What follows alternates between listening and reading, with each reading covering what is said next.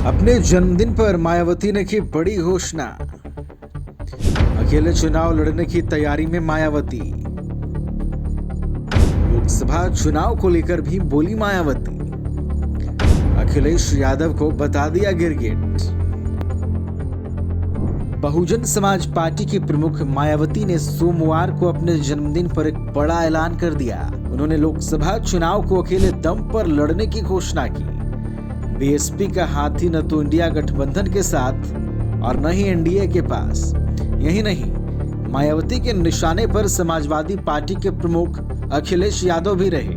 उन्हें खरी खरी सुनाई है, साथ ही गिरगिट की तरह रंग बदलने वाला भी करार दिया है। मायावती ने कहा कि विपक्ष के इंडिया गठबंधन को लेकर सपा प्रमुख ने एक सोची समझी रणनीति के तहत बीएसपी के लोगों को गुमराह करने की कोशिश की है।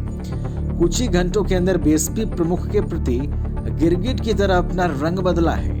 उससे पार्टी के लोगों को सावधान रहने की जरूरत है। दरअसल यूपी राजनीति में मायावती और अखिलेश यादव के बीच तनातनी है। बीएसपी प्रमुख दूसरी बार अखिलेश को आड़े हाथों ले चुकी हैं। दरअसल अखिलेश यादव से पूछा गया था कि क्या मायावती इंडिया गठबंधन का हिस्सा होंगी तो इससे फायदा होगा या नुकसान। इस पर सपा प्रमुख ने तीखी टिप्पणी की थी और कहा था कि भरोसा कौन दिलाएगा।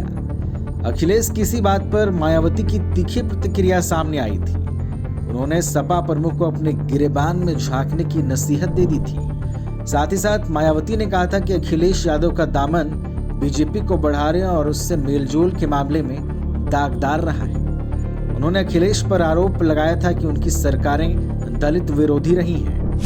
पिछले लोकसभा चुनाव 2019 में अखिलेश यादव ने बीएसपी से गठबंधन किया था और दोनों पार्टियों ने सूबे में मिलकर चुनाव लड़ा था, जिसमें अखिलेश को जोर का झटका लगा था।